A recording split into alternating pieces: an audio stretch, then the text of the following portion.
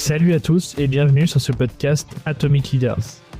Je suis Romain Tisney, je suis le fondateur de Talentlers, une société qui accompagne les organisations et les talents sur tous les sujets people et plus leadership. Ce podcast, d'où ça vient? En fait, avec Clément Trinquart et Florent Cochet, mes associés sur Club Trust, on a lancé un podcast vidéo, le Talent Club, que je t'invite à suivre sur YouTube et LinkedIn. En faisant cet exercice, je me suis dit que ça pourrait être sympa d'avoir un format un peu plus court en audio pour interviewer des managers et des leaders du quotidien, pour documenter tous les apprentissages et puis surtout leurs best practices qui nous font avancer et justement qui nous font progresser. Et c'est là que ce podcast est né. Atomic Leader, le podcast, c'est parti.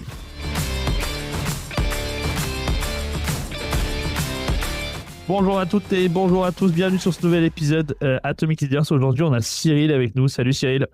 Salut Romain. Écoute Cyril, tu es un grand professionnel de la finance depuis pas mal de temps, sur pas mal d'environnements différents. Ça fait longtemps que justement on cherchait des profils aussi dans différents environnements, hein, et on va parler un peu de cet environnement startup, scale-up dans lequel tu es arrivé aujourd'hui. Bienvenue sur le podcast, tu connais les règles, ça va durer 30-40 minutes. Normalement, on coupe rien, sinon on met un joker, mais c'est jamais arrivé. Et puis, tu parles en ton nom et celui de ta boîte. Donc, si t'es OK, on essaye d'avancer comme ça. Ça va pour toi? On y va, super. Écoute, tu commences par te présenter et nous dire comment t'es devenu le leader que t'es aujourd'hui? Bon, alors moi déjà, j'ai 25 ans d'expérience pratiquement dans la finance, mais le leader que je suis devenu aujourd'hui, ça remonte à mes inspirations, même quand j'étais plus jeune. En fait, j'ai toujours rêvé grand. J'ai rêvé grand, j'ai rêvé l'aventure, et c'est ce qui m'a poussé à rejoindre une boîte comme General Electric. Ouais. Alors, comme je sais que je m'adresse aussi à beaucoup de luxembourgeois, j'ai commencé ma carrière aux Pays-Bas, à Bergen op Zoom, pas très loin, dans la partie flamande des Pays-Bas, mais et d'ailleurs c'est important parce que j'ai vraiment choisi cet endroit parce que je voulais y aller et c'était assez particulier et ça fait écho à ce que je disais avant. Donc oui, quand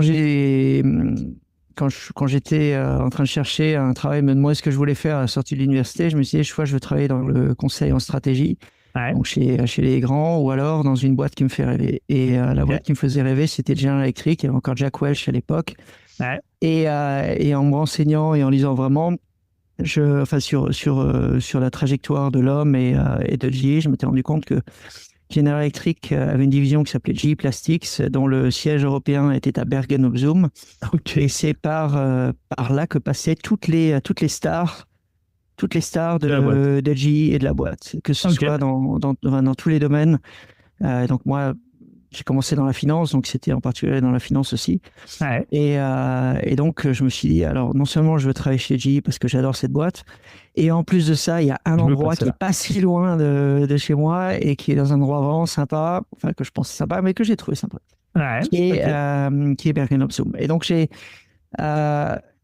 rejoint GE parce que je voulais travailler avec des gens qui me faisaient rêver, parce que je voulais travailler avec des gens qui avaient des ambitions peut-être un peu supérieur à la moyenne. Des gens brillants, des gens qui voulaient aller vite. Et ça a été un peu mon fil rouge tout au long de ma carrière.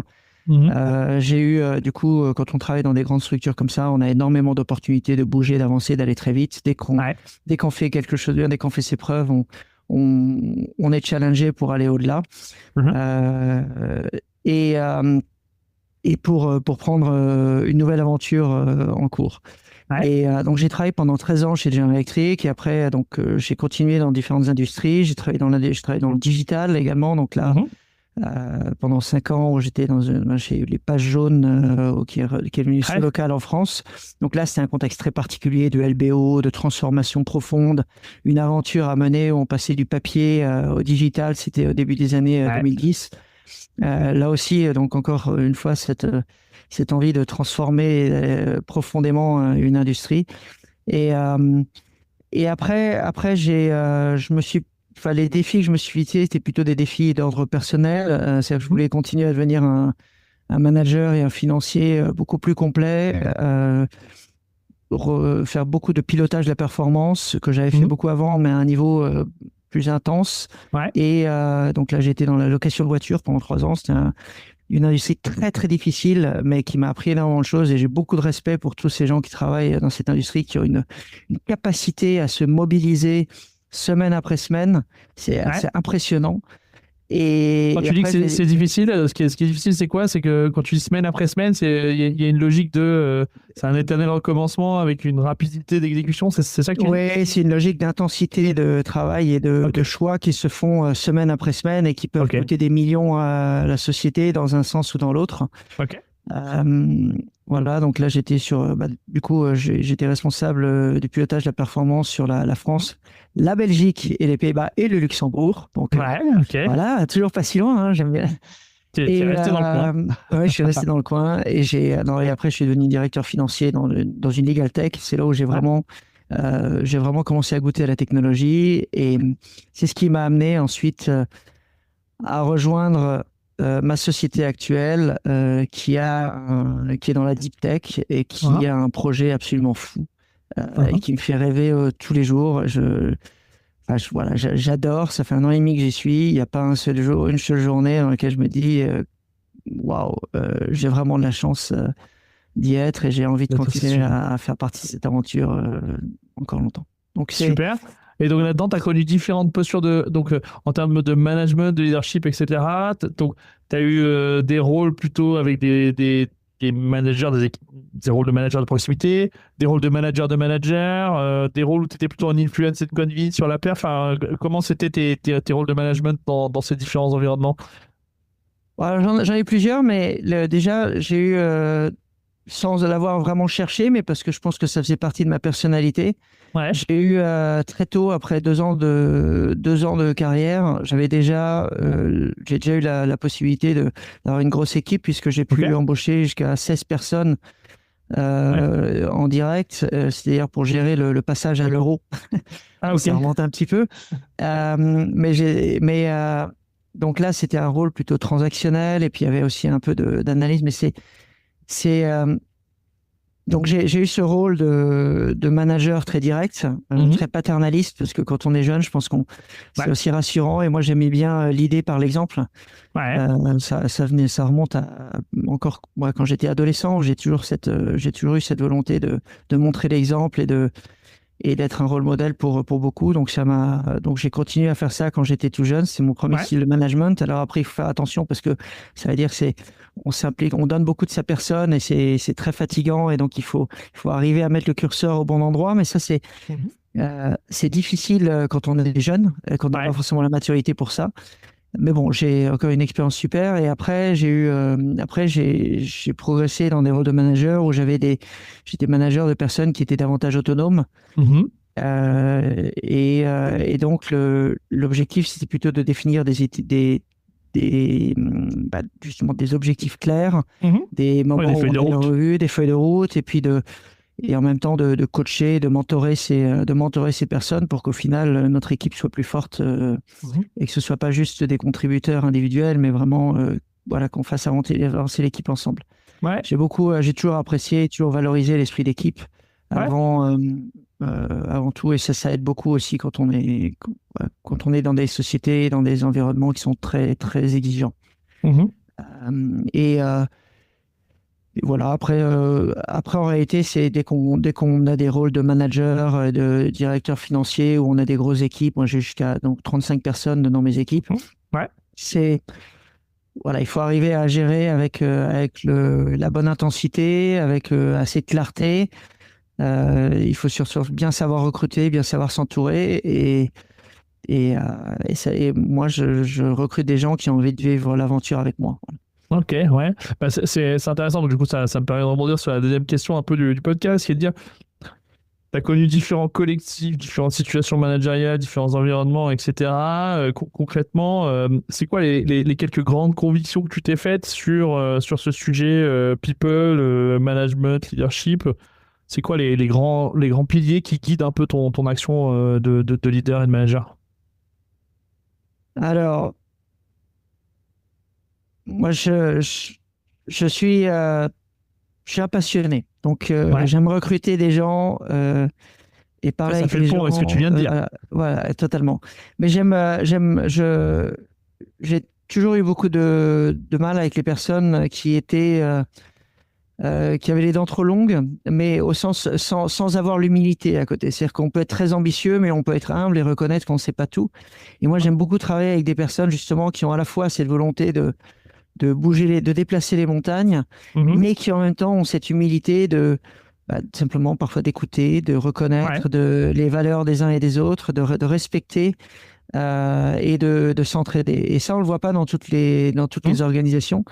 Et Ouais. quand on arrive à créer cette équipe autour de soi et à la fois en vertical, mais aussi quand on arrive à retrouver cet esprit d'équipe vers le haut et Mhm. à l'horizontale, Ouais. surtout à l'horizontale, parce que c'est quand on arrive quand on est dans les comités de direction, c'est vrai qu'il faut qu'on arrive à transformer les boîtes en profondeur. C'est important d'avoir cette affinité, cette manière de partager aussi cette manière de penser, cette culture d'entreprise quelque part avec ses Mhm. pairs. Ouais. Donc vraiment Ambitieux sur les projets, humble avec les personnes. absolument, Ok. absolument. Ouais, ok. Et après, après, il faut que les gens apprécient mon intensité, apprécient. Ah, c'était le deuxième mot Euh, qui euh, m'avait. Qu'est-ce que tu mets derrière intensité? J'aime bien ce truc. En fait, qu'est-ce que tu mets derrière intensité? Et souvent, l'intensité, c'est un truc qu'on met en lien avec l'exécution, mais toi, tu me la mets à la sauce management, leadership. Donc, vas-y, explique-moi ce que c'est que ce truc d'intensité là. Quand tout va très vite, alors moi Ouais. j'ai un petit défaut, mais j'en suis conscient au moins, c'est que j'aime voir les choses en grand, et donc quand on voit les Ah, choses en grand, il faut qu'on aille d'un point A à un point B, et on peut y aller soit très vite, soit très lentement. Moi, je suis plutôt l'adepte de celui qui dit on a les moyens d'y aller vite, ouais. mais et voilà, donc il faut. Mais donc je sais qu'à titre personnel, j'ai beaucoup d'énergie et que j'arrive à canaliser et j'ai appris avec le temps à être assez efficace.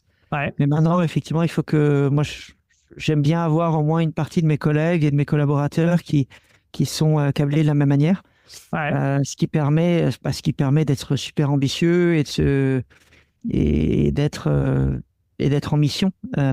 Voilà, Et voilà, dans la gestion d'équipe, cette intensité, c'est quoi? Il y a des rituels. Enfin, en fait, ok, il y a l'intensité dans le delivery, ça, ok. Et après, au niveau de l'équipe, qu'est-ce que ça crée cette intensité? Quelle forme ça prend? Enfin, comment tu mets ça, t'injectes ça dans ton collectif?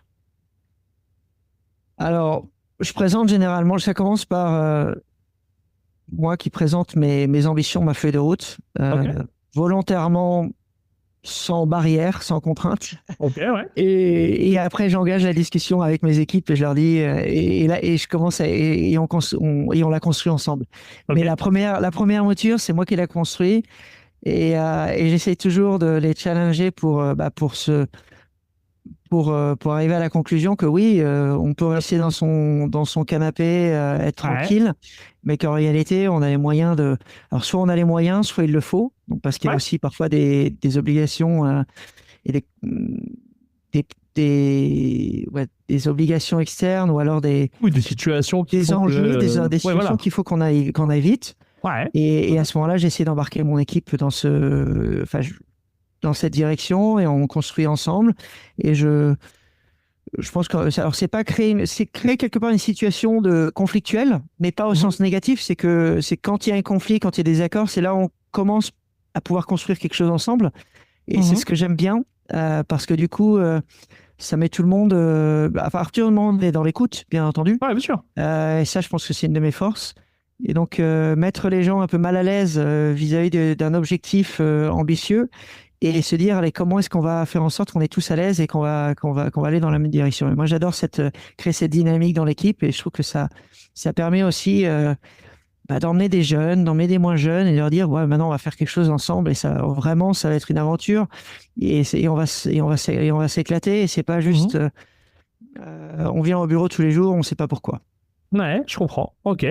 Toi, dans les leaders que tu as connus, alors soit parce qu'ils t'ont supervisé directement, soit dans ton écosystème direct, est-ce que tu as vu des gens qui étaient clairement au-dessus de la mêlée? Si oui, lesquels? Tu peux me donner des noms, hein, parce qu'on balance ceux qui sont mauvais, mais pourquoi pas ceux qui sont bons aussi? Et puis surtout, quelles qualités, quelles compétences tu leur reconnais, en fait? Qu'est-ce que tu as senti ou vu ou vécu avec eux qui te fait dire, waouh, ça c'est un truc. J'en ai eu beaucoup. Ouais. Oui, non, j'en ai eu beaucoup, et c'était justement probablement lié aussi à mon choix de commencer à travailler chez GE Plastics aux États-Unis. J'ai pas été déçu aux États-Unis, pardon, Pays-Bas. aux Pays-Bas. J'ai pas été déçu. Du coup, je peux donner quelques exemples, mais N+2 aux Pays-Bas, c'était Tom Skutak qui a rejoint Amazon en 2002, je crois, et qui est devenu le directeur financier d'Amazon de 2002 à 2020. Ouais. Donc, il a créé l'Amazon qu'on connaît aujourd'hui, alors qu'en 2002, c'était tout petit. Bibliothèque en ligne. Voilà, j'ai un autre manager brillant également qui est devenu le CEO qui est venu 5-6 ans après le CEO de Yahoo, juste avant Marissa Mayer. J'ai eu en finance, j'ai eu des gens qui sont devenus directeurs financiers de multinationales et mais toujours des personnes qui étaient à la fois brillants et hyper inspirants. Ok, Voilà, donc la moi, qualité première de ces gens, c'est la capacité à inspirer, c'est ça que tu dis. Et inspirer et être des mentors et des coachs. Et j'ai trouvé beaucoup, je pense que c'est grâce à G, mais on retrouve probablement ça dans des grandes structures qui sont bien structurées, qui aiment faire monter les personnes, les responsabilités, le potentiel, développer le potentiel de ses collaborateurs et leur faire confiance. C'est des gens qui savent faire confiance et qui ont envie de faire confiance et qui ont envie de mentorer et de coacher. Et quand on est bien entouré comme ça, voilà, on est on est sur une trajectoire et c'est passionnant. Donc, travailler avec des personnes qui font confiance à des jeunes, très vite. Alors, c'est peut-être aussi parce moi, j'ai commencé dans la finance et je suis toujours dans la finance, mais au contrôle de gestion, ce qu'on appelle le FP&A en anglais. Et le Financial Planning Analysis. Et on est très vite mis en contact avec des dirigeants pour notre capacité aussi à interagir, pour notre capacité à synthétiser, à faire passer des messages et à représenter une business unit. Et être et ça, moi, ce que j'ai vécu, c'est ce que j'essaie de reproduire avec mes équipes aussi quand je recrute des stagiaires ou des jeunes. C'est pas pour les faire procrastiner, c'est pour les aider justement à voir grand et pour les aider à évoluer. Et le jour où s'ils restent dans mon équipe ou dans la boîte, c'est génial. S'ils décident de partir parce qu'ils ont trouvé mieux, c'est presque génial aussi. C'est génial aussi parce qu'on termine, on termine cette partie de l'aventure, en tout cas en super terme. Ouais. Et moi, c'est comme ça, voilà, on passe tellement de jours, tellement de temps, tellement de jours au boulot que je ne conçois pas d'avoir une relation conflictuelle. Je pense que voilà, on fait un bout de chemin ensemble et on est fiers de l'avoir fait ensemble. Voilà. Super. C'est intéressant parce que dans ton parcours, quelque part, tu es parti d'un truc super établi, alors identifié comme un endroit hyper basé sur la performance et tout. Donc, tu es parti d'un truc hyper établi, assez héros. Aujourd'hui, de l'autre côté du spectre, tu es dans la deep tech, donc tu as un job dans le futur, en fait. Ce qui est intéressant parce que du coup, tous ces repères d'un truc un peu corporate connu, avec des codes connus, maintenant, tu es vraiment à l'extrême inverse. Qu'est-ce que tu identifies de vraiment différent en tant que leader dans des boîtes qui sont clairement établies et des boîtes qui sont clairement comme celle dans laquelle tu es sur un produit, une vision qui est, on va dire, à ROI incertain et assez futuriste? Bon, forcément, il y a beaucoup de différences entre une multinationale et une start-up scale-up. Et puis même au sein des startups, moi j'en discute beaucoup avec mes pairs au sein de l'écosystème français qui s'appelle la French Tech, où j'ai eu la chance d'interagir beaucoup avec les CFO, avec les CEO de ces boîtes, et qui sont souvent des fondateurs, cofondateurs. Déjà, ça dépend beaucoup de la taille, qu'on a atteint. Parce qu'il y a des startups ou scale-up qui font 300-400 personnes, il y en a d'autres qui font 140 personnes, il y en a d'autres qui font 30 ou moins, bien sûr. Donc, en fonction du niveau de maturité de la startup, on rencontre pas forcément les mêmes dynamiques. Il y a les mêmes problématiques à gérer, que ce soit au quotidien ou même en termes d'enjeux, etc. Donc, la grande différence, c'est que dans une startup, on fait tout. fait tout et il faut être prêt à tout faire. Il faut être prêt à se retrousser les manches et il faut aimer le faire. Alors on le fait aussi souvent, on le fait aussi dans les grands groupes. Hein. Il y a cet esprit d'équipe dynamique où dans les grands groupes on se serre les coudes quand on est une équipe. Mais c'est encore plus vrai dans les petits groupes où il y a personne au-dessus de toi pour t'aider. Donc, si tu te plantes, il y aura personne pour te récupérer. Ouais. Et donc, il faut aimer opérer dans un environnement qui est incertain, qui est beaucoup plus petit, où on se retrousse les manches, on est quelque part beaucoup plus couteau suisse que dans les grands groupes, et où cette capacité à faire le yo-yo et l'ascenseur entre la vision macro stratégique et aller vraiment dans le détail fait la différence. Là où dans un grand groupe, on est sur une trajectoire, c'est un gros paquebot qu'on essaye de bouger. Et là, les choses vont très très vite. Et dans la deep tech, la particularité de la deep tech, c'est que c'est souvent des marchés qui n'existent pas, des produits des produits qui n'ont encore jamais été commercialisés. On développe des proof of concept, des prototypes. Et le marché, c'est un marché qui balbutie. On travaille avec des grands groupes pour les aider. On travaille avec des instituts de recherche. On travaille avec, encore une fois, des gens qui sont brillantissimes dans leur domaine de recherche particulier. Ouais. Et on est et on doit imaginer ce dont l'avenir sera fait et on doit avoir cette feuille de route qui est pas la feuille de route de faire bouger un paquebot aujourd'hui, qui est de suivre un business plan. Et un business plan est de suivre une vision. Et ça, je pense que c'est quelque chose qu'on retrouve, qui est au cœur de la vie d'une startup scale-up. Probablement encore plus dans la deep tech où le marché est plus lointain. Plus incertain. Encore plus incertain, mais au-delà de l'incertitude, c'est qu'on développe un produit dont on ne sait pas s'il sera, comment il va être accepté, accueilli, comment est-ce qu'il va être accueilli. Et donc il faut savoir se projeter, il faut savoir être très résilient et il y a deux outils, c'est donc le business plan qu'on doit super bien intégrer, qui est une feuille de route qui évolue sans cesse parce que le jour où on le fait, il est déjà faux, mais c'est pas grave, la vision elle est là. Et en même temps, quand on est dans une startup, on construit un produit. Et le produit, à l'inverse, pour le moment des grands groupes, c'est pas un produit qu'on construit avec des milliers de personnes qui contribuent, c'est un produit qui part d'une vision. Et donc, un peu comme Apple, en fait, a fait de ses produits une vision. En fait, quand on est dans une startup, on le vit au quotidien et il faut qu'on soit en absolue adéquation avec cette vision pour pouvoir la réaliser. Ce qui est moins nécessaire dans un très grand groupe où là, c'est plus diffus et tu as besoin d'être en adéquation avec un métier plus qu'avec une vision. Là, tu dis, dans un environnement comme le nôtre, si tu n'es pas connecté à la mission et à la vision qu'on s'est donnée, tu seras moins performant. C'est ça que j'entends. Ah, c'est totalement ça. Totalement ça. Et ça, c'est l'esprit startup, c'est l'esprit scale-up.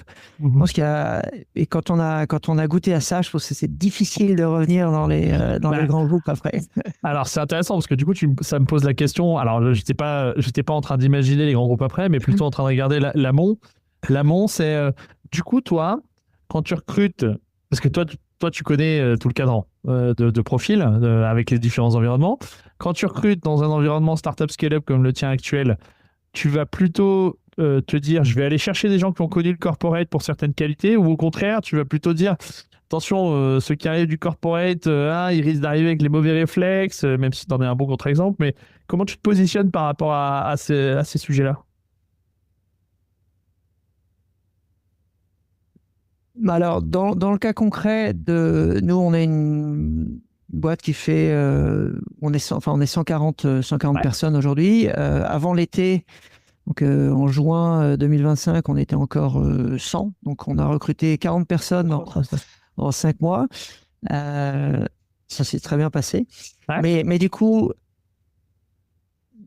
c'est important de comprendre le contexte parce qu'on n'est pas encore une boîte qui a. Alors, on s'appelle une scale-up parce que ça fait longtemps qu'on existe. Moi, je travaille dans une société qui s'appelle Wondercraft, qui est dans la robotique humanoïde et qui fabrique des exosquelettes, qui conçoit et fabrique des exosquelettes qui permettent aux tétraplégiques et paraplégiques de remarcher. Ouais. Donc, on n'est pas encore. Alors, oui, on a fait un énorme bout de chemin en 13 ans. Mais on n'a pas encore scalé en termes de production, en termes de chiffre d'affaires. Alors on a déjà fait passer des étapes absolument clés, mais l'avenir il est vraiment devant nous. Et l'accélération, l'hyper-croissance, elle est devant nous. Elle est peut-être à un an près. Voilà. Donc là, on est dans une structure où dans les logiques où on va recruter surtout des personnes qui ont, alors, dans les autres fonctions, qui ont des compétences pour pouvoir nous faire avancer. Ok, des gens qui ont connu la phase d'après. Alors, c'est surtout, non, c'est des fonctions experts. Okay. Parce qu'on est dans la deep tech, alors oui, il y a beaucoup de R&D, et donc on va recruter beaucoup des experts qui sont les maillons manquants de la chaîne et qui vont pouvoir nous aider à résoudre les problèmes et relever ces challenges qui se montrent, qui se profilent. Qui se présentent. En finance, on est une petite équipe finance. On a à la fois une partie insourcée, une partie outsourcée. Donc, moi, je vais surtout recruter des gens qui sont humbles. Et ça revient, je pense, je l'avais déjà dit en début de discussion, et qui ont envie d'apprendre, mais qui en même temps ont les stagiaires, je les mets, donc ça c'est un sujet différent, mais on peut pas se permettre de recruter non plus des personnes qui sont trop juniors. Donc on va aller chercher des personnes entre 5 et 10 ans d'expérience qui ont déjà cette autonomie, parce que les choses vont tellement vite. Alors oui, j'aime coacher, j'aime mentorer, mais malheureusement, il y a des phases et des enjeux où j'ai pas le temps de passer plus de temps que ça sur cette activité. Donc, c'est par phase. Donc, j'ai besoin absolument de recruter des gens autonomes. Ouais. Et après, le background grand groupe ou l'environnement startup, ça, c'est pas un élément de choix pour toi. Alors, c'est pas un événement. C'est sur l'attitude, absolument. C'est pas un élément de choix parce que c'est pas. Enfin, pour être passé par les deux, et j'ai une de mes plus proches collaboratrices qui a également travaillé de nombreuses années chez GE, par exemple. Ça a des énormes avantages, et surtout parce que on sait comment fonctionne un grand groupe. On apprend comment fonctionne une start-up et on doit s'adapter, et c'est là où nos qualités humaines, je pense, font la différence. Mais du coup, on sait à quoi va ressembler l'avenir si le jour où on aura réussi notre phase d'hyperscaling. Tu as déjà vu la saison 2? Peut-être même la saison 4 et 5. Et c'est super important parce que c'est-à-dire que quand on a une start-up qui est une scale-up qui doit apprendre à se structurer, ça permet de prendre les bonnes décisions maintenant et d'éviter de se planter. Parce qu'on aura déjà vu ça dans d'autres environnements beaucoup plus structurés, et donc ça permet d'éviter les écueils. Des pièges de design. Ok. Ouais, très clair. Dans cette scale-up, toi, en tant que personne, tu as deux rôles. Tu as un rôle finalement opérationnel sur la fonction finance. Tu as un rôle de manager, mais tu as aussi un rôle membre du COMEX, ou je sais pas comment on l'appelle. En tout cas, tu as un rôle de leader d'une structure comme celle-là. Et c'est vrai que dans cette structure-là, c'est encore plus vrai que dans des grosses structures. C'est-à-dire que c'est vous qui allez aussi porter la vision un peu partout. Comment tu vis ces deux rôles? Est-ce que c'est des trucs qui sont nouveaux pour toi depuis que tu es dans ce genre d'industrie? Enfin, qu'est-ce que tu vis de nouveau par rapport à ce que tu as connu avant, et quels impacts sur ces deux rôles? Alors déjà, oui, quand on est au COMEX, on a forcément ce rôle dual. Et ça, c'est vrai partout. Que ce soit dans les grands groupes ou dans les petits groupes, peut-être plus dans les plus petites structures. Mais je l'avais déjà vécu dans mon expérience précédente, où j'ai été CFO pendant 4 ans dans une legal tech. Voilà, ce passage, ce passage d'un employé lambda, on va dire, à un employé, un membre de COMEX, c'est un passage qu'il faut expérimenter. Et ça, la première fois qu'on l'apprend, ça, voilà, on se sent un peu seul. D'un seul coup, on a moins de personnes. Enfin, on a, on est davantage responsable vis-à-vis des autres. On a moins de sécurité au-dessus de soi, puisque la Ouais. sécurité, on est directement en contact avec ses pairs, surtout le CEO. Et donc, je pense que c'est très utile de passer, enfin moi, ça m'a beaucoup aidé en tout cas, d'avoir cette expérience de COMEX, de membre de COMEX dans une société beaucoup plus mature, Ok. pour pouvoir ensuite avoir un impact dans une startup scale-up. Mhm. Euh, Ok. où la plupart même des membres du COMEX sont des personnes qui sont des cofondateurs, qui n'ont Ouais, c'est jamais ça. vécu, pour beaucoup, n'ont jamais vécu d'autres boîtes et donc ont eu la force et la maturité nécessaire de grandir avec la boîte, mais du Mhm. coup, n'ont pas tous les codes. Et moi, Ok. je pense que c'est bien dans un COMEX d'avoir ce type d'équilibre Mhm. où on a à la fois l'expérience et la fougue. Ok. Et quand on mélange les deux, ça devient explosif et ça peut faire quelque chose de très beau. Ok. Donc, le, oui, dans un COMEX, il y a toujours cette responsabilité duale. Mhm. Et moi, enfin, ça impose encore d'être capable de faire beaucoup plus l'ascenseur entre la partie stratégie, vision, Ouais. beaucoup de sollicitations externes également. Donc, Ouais. on travaille beaucoup sur le storytelling, on travaille beaucoup sur la vision, sur la compréhension et après sur comment est-ce qu'on va emmener les équipes avec nous. Et après, une fois qu'on est sorti du COMEX et qu'on est avec les équipes, bah là, on le vit au quotidien et on essaye de faire en sorte que cette vision soit partagée avec tout le monde. Mhm. Voilà, c'est une des particularités. Une chose sur laquelle j'aimerais insister, parce que je pense que Ouais. c'est vraiment très intéressant, c'est euh, quand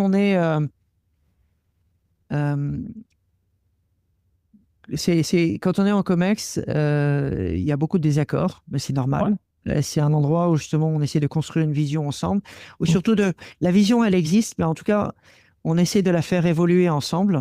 Et, Ouais. euh, et, et le COMEX dans une startup scale-up n'a vraiment de sens que si il permet d'embarquer et d'emmener tous les collaborateurs qui sont avec soi. Il y a vraiment deux équipes dans la Dans boîte la boîte. et ça peut pas fonctionner. Ça peut peut-être Ok. fonctionner dans un grand groupe où le COMEX est enfin, souvent perçu comme étant dans sa tour d'ivoire.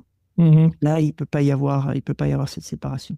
Ouais, si tu as une dissonance sur une boîte qui est autant connectée à la vision, finalement, ça crée, au niveau de l'exécution, ça crée trop de friture sur la ligne, quoi, si tu as des disparités. C'est ça que tu dis.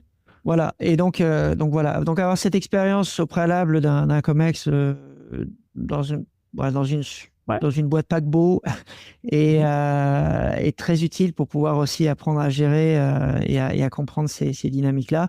Mhm. Et maintenant, voilà, euh,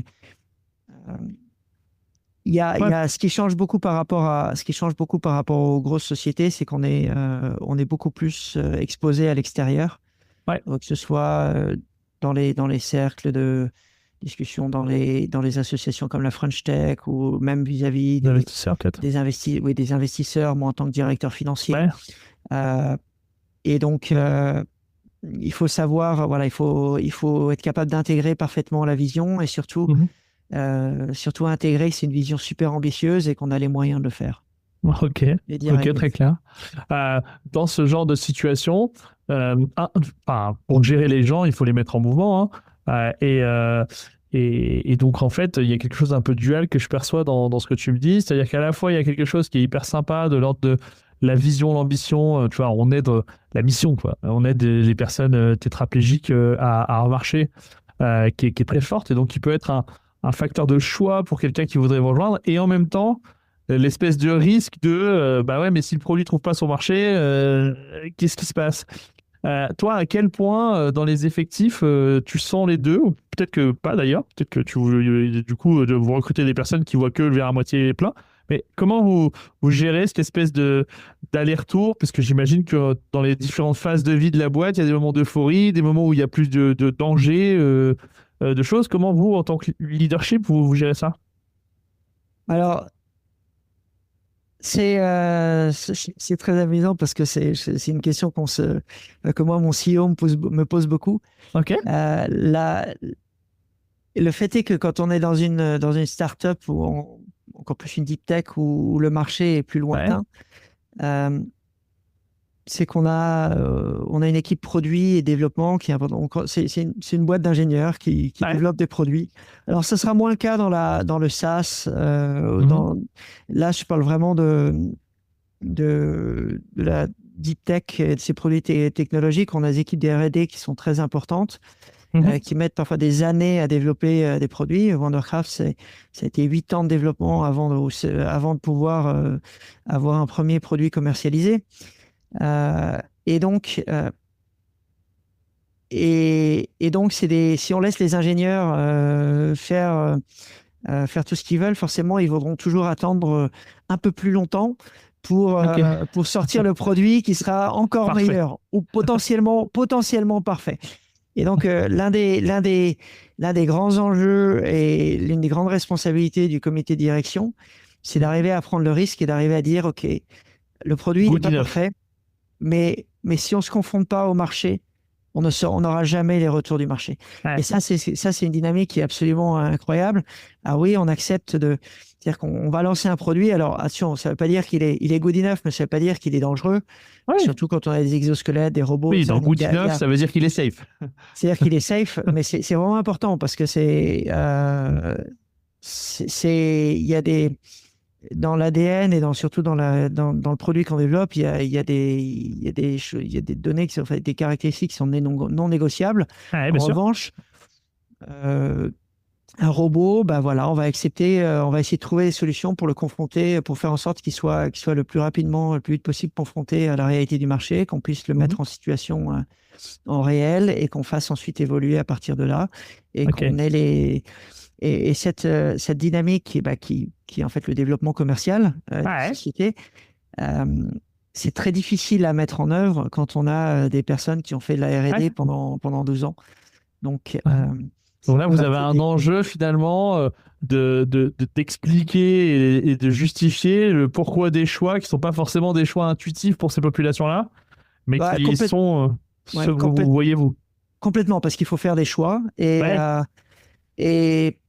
Et parce que la logique économique prend aussi, c'est qu'on n'est pas là pour faire de la R&D pendant 30 ans et se dire génial, on a développé tous les meilleurs produits du monde, mais on n'a jamais vendu aucun. Donc là, on a un business plan qui est, et ça je l'avais déjà évoqué plus tôt, on a un business plan et le business plan, c'est ce qui a conduit des investisseurs à nous faire confiance. Et on se doit de mettre tout en œuvre pour réaliser la vision de ce business plan. Alors, les choses vont se passer différemment, peut-être que le timing va être un peu différent, mais il faut surtout pas perdre de vue ça. Et pourquoi le business plan est aussi important, c'est que quand on est dans une société où on a énormément de développement et peu de chiffre d'affaires, il faut qu'on contrôle parfaitement aussi notre le burn rate, donc le niveau, le rythme auquel on peut le cash.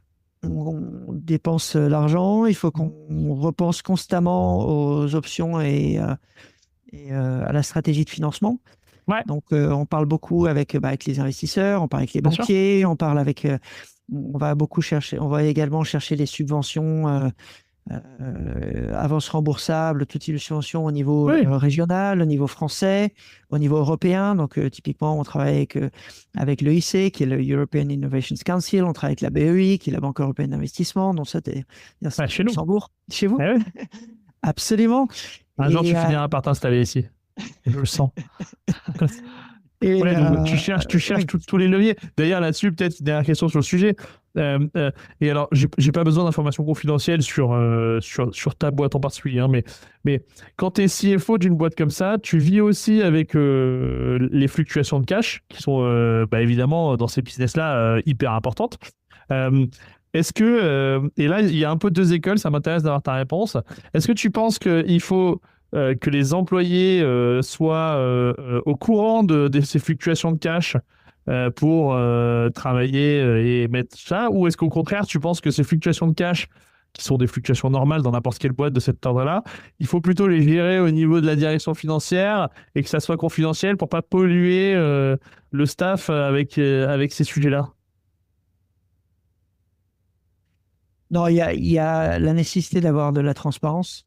Ok. En revanche, comme on est sur une trajectoire où il y a beaucoup d'incertitudes et beaucoup de tensions, on ne veut pas non plus faire redescendre cette tension au Ok. niveau des équipes. C'est Ouais. pas la peine, c'est pas nécessaire. On veut les mettre donc et ça et du coup c'est pas que le Comex, hein, c'est une discussion avec le board Ouais, bien sûr. où on établit une feuille de route. On se dit on va essayer d'atteindre un niveau de burn moyen donc par mois qui nous permet d'avoir un horizon de cash de, je sais pas moi, par exemple, 18 mois Ouais. et donc de mobiliser les équipes sur une feuille de route qui tient dans cet horizon de cash. Ah, ok. Et entre-temps, on va faire en sorte de commencer déjà à préparer, enfin à trouver les La financements. séquence d'après. Et ce qui est très très important dans les startups scale-up, c'est que déjà le cash c'est le nerf de la guerre. Effectivement, on en parlait avant, la différence entre les grands groupes et les petits groupes. Alors il y a des grands groupes qui font faillite, mais on va dire c'est surtout que dans les startups, si on n'a pas de cash, Ça s'arrête. Ouais. ça s'arrête. Même si tu as un super modèle, un super produit, pas de cash, ça s'arrête. Voilà, quand on est coté en bourse, on a toujours éventuellement la moyen de se refinancer, d'aller prendre des Mhm. prêts, d'aller dans les startups, ça s'arrête. Donc, c'est vraiment super important d'avoir c'est une stratégie à la fois produit, une stratégie commerciale et une stratégie financement, Cash, ouais. et avoir toujours un plan B et un plan C. Mhm. Euh, Donc j'aime bien l'idée du staff qui est de dire il faut de la transparence parce qu'on veut leur donner la transparence. Deuxièmement, tu crées des feuilles de route par séquence et tu fais en sorte que leurs feuilles de route soient indexées sur la temporalité des séquences de financement que tu as. Comme ça, tu ne crées pas d'asymétrie. Par contre, tu les préserves d'un niveau d'urgence et de stress inutile. Totalement. Ok. Mais les équipes le sentent, hein, parce que quand on est, Oui, ça c'est une des forces aussi des sociétés qui arrivent à tenir sur la durée, c'est qu'on ne euh, on ne crame, enfin, on va pas brûler plus de cash que ce qu'on est capable de brûler. ouais. La pire des choses à faire, c'est de se dire, on est en hyperscaling, on vient de lever beaucoup d'argent, donc on va recruter 200, 300 personnes. Ouais. Enfin, on va aller très très vite et puis après se rendre compte qu'on est allé beaucoup trop vite parce qu'on n'avait pas de structure, on n'avait pas de plan précis. Et de devoir ensuite faire un plan de Downsizing, restructuration, quoi. de Ouais. downsizing. Ça, c'est très dur à vivre. Alors, si on est dans cette situation-là, le downsizing, il faut mieux le faire et vraiment carrément et le faire bien. Mais le mieux, c'est d'éviter cette situation. Et donc, pour éviter ça, il faut vraiment se tenir à son business plan et avoir le plan B et le plan C toujours dans la poche ou en tout cas les préparer pour pouvoir être en position de négociation. Parce qu'une chose de négociation et surtout en position de succès. Parce que quand on est dans une startup et qu'on n'a pas de plan B, à un moment donné, on n'a plus aucune option et on n'a pas moyen de négocier. Ouais, c'est la fin C'est du beaucoup film. plus difficile de sortir par le haut. Alors qu'avec un plan B, on peut toujours assurer la survie de la boîte. Donc ça, c'est des phases par lesquelles on est passé. Donc en 1 an et demi, j'ai déjà vu ça. J'ai vu une grosse levée, j'ai vu des moments un peu plus difficiles. Ouais, bien sûr. Et quand on vient d'un grand groupe et qu'on veut vivre l'expérience startup scale-up, c'est une chose dont il faut avoir conscience. Ouais. Et là, c'est être super bien entouré, être vraiment un couteau suisse, avoir le BP toujours vraiment bien en tête, savoir qu'on va pas. Alors si on prend des paris, il faut que ce soit du fail very fast parce qu'on n'a pas les moyens de cramer beaucoup de cash. Et on est toujours en quête de financement, que ce soit des financements dilutifs, ce qu'on appelle dilutifs, donc en allant faire une levée de fonds, ou alors du non dilutif, en allant chercher la dette. sur la dette ou sur des subventions ou d'autres outils. Ok, c'est intéressant parce que je pense que c'est le premier épisode que je fais dans lequel la fonction finance a autant d'impacts collatéraux sur la façon de piloter les hommes. et les femmes. C'est-à-dire, en fait, par ces ROI incertains, ces dimensions de cash qui fluctuent, ces dimensions de produits qu'il faut quand même aller tester au marché, alors que tu as des populations qui voudraient qu'il soit parfait avant de le sortir, etc. Finalement, tous ces enjeux, ils viennent teinter l'action managériale que vous avez au quotidien dans vos équipes, en plus de devoir exécuter. Je trouve ça hyper intéressant. Est-ce qu'il y a un dernier point peut-être enfin, je sais pas, hein, est-ce qu'il y a d'autres points dont on n'a pas parlé et qui te semblent importants de préciser sur ton expérience de leader de cette boîte et en général cette industrie?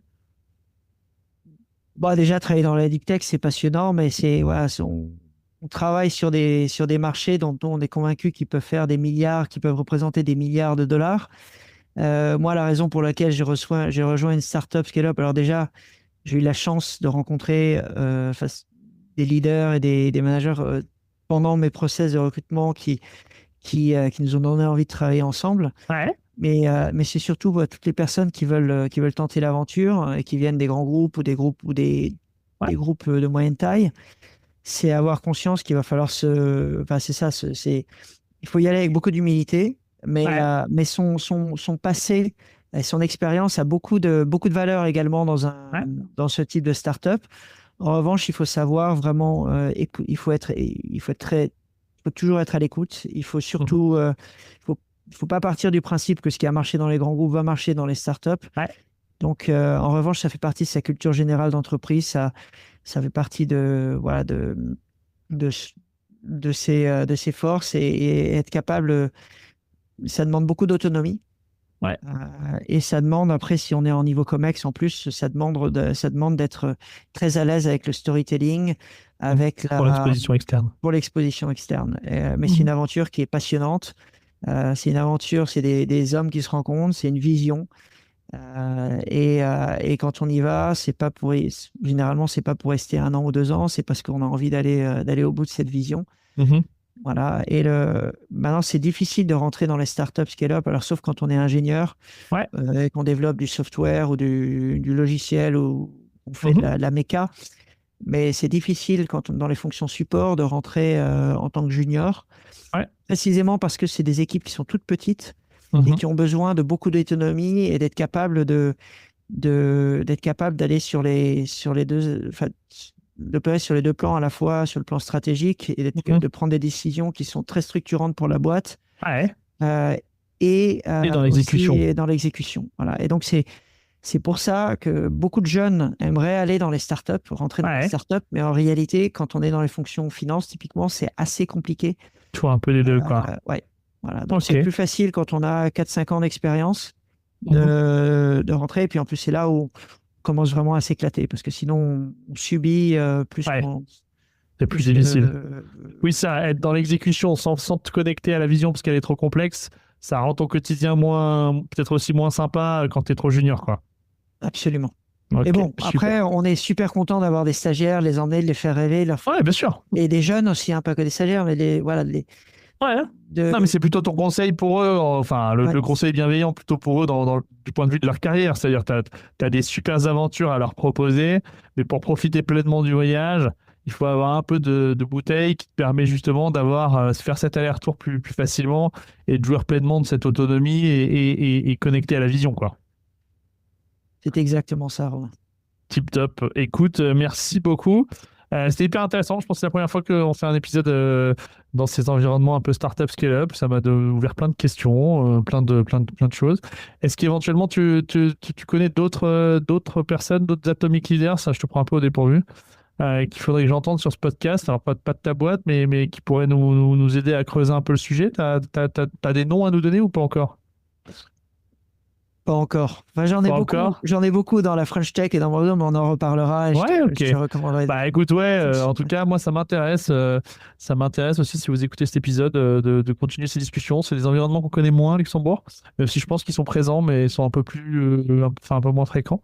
Et puis, de toute façon, on n'est pas là que pour Luxembourg. On parle aussi pas mal à des gens en France, en Belgique, pour l'instant, puisqu'on est dans le francophone, hein. Un jour, on reviendra anglophone. Cyril, merci beaucoup pour le temps que tu as passé à nous expliquer tout ça. C'était vraiment chouette de t'avoir. Et puis, écoute, tous les vœux de réussite pour cette vision, alors. Merci beaucoup, Romain. C'était super de parler avec toi. Et puis, s'il y a des personnes qui veulent me contacter, tu sais les mettre en contact. Allez, on contacte directement ou par mon intermédiaire, je mettrai en contact. Merci à tous, merci à toutes d'avoir écouté jusqu'au bout. On espère que vous avez pris autant de plaisir à l'écouter que nous à l'enregistrer. Et à bientôt, bye bye, salut.